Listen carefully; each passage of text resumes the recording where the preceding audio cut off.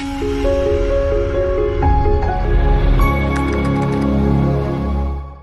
guys, welcome back to another video. In this video, we are going to learn the topic drop and truncate command with the help of MySQL workbench.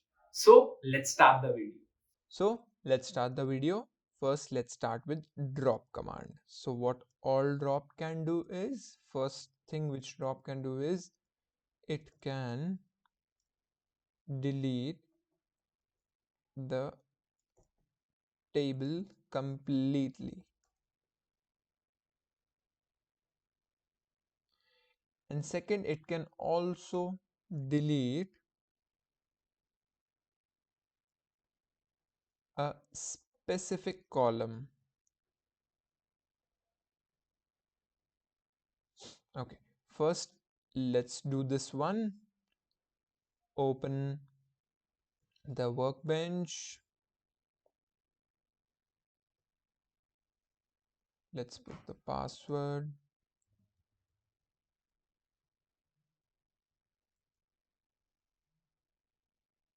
Okay, so our first task was to delete the table. So let's first of all, so what all tables do we have? We have students table. So first of all, we'll remove this table. Let's see what drop can do. Drop table students. Okay, no database found. Yes, because we haven't selected the database. As I told you earlier, use hello.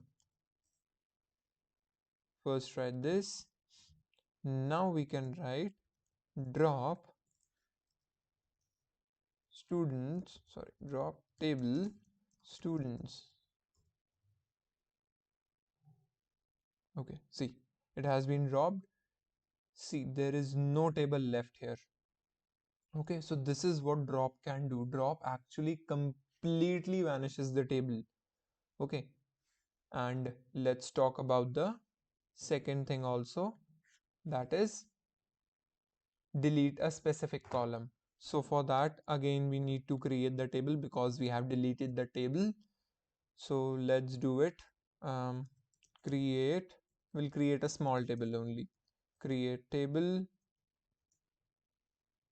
say for, we'll keep id int, and say phone as varchar of 20 size. That's it.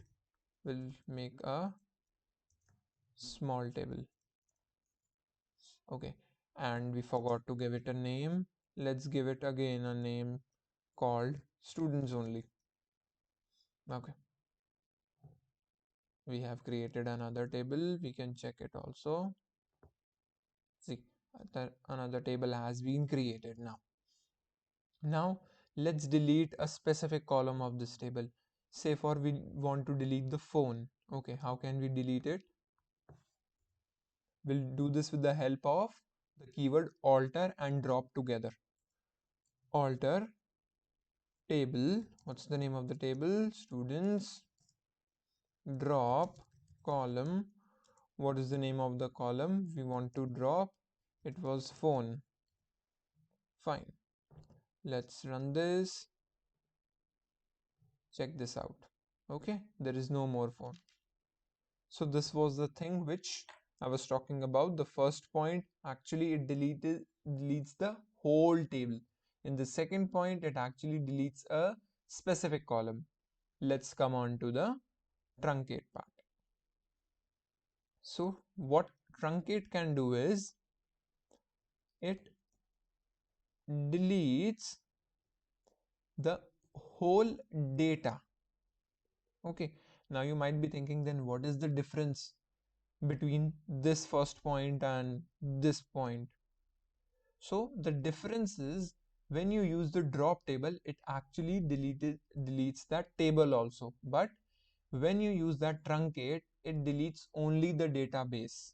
That is, I'll show you. If we run the query, that is, say for say for we run a query, truncate table students. Okay,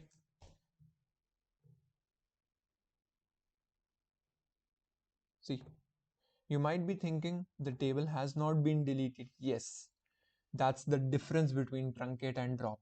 In truncate, let's suppose the table was having some values, say for, I'm sorry, say for in the case of drop, your table was like this id 235. So if you run the drop command, then this would vanish completely, okay, for the drop command. But if you use the truncate command, in the case of id 235, then this data would be erased, not this id thing.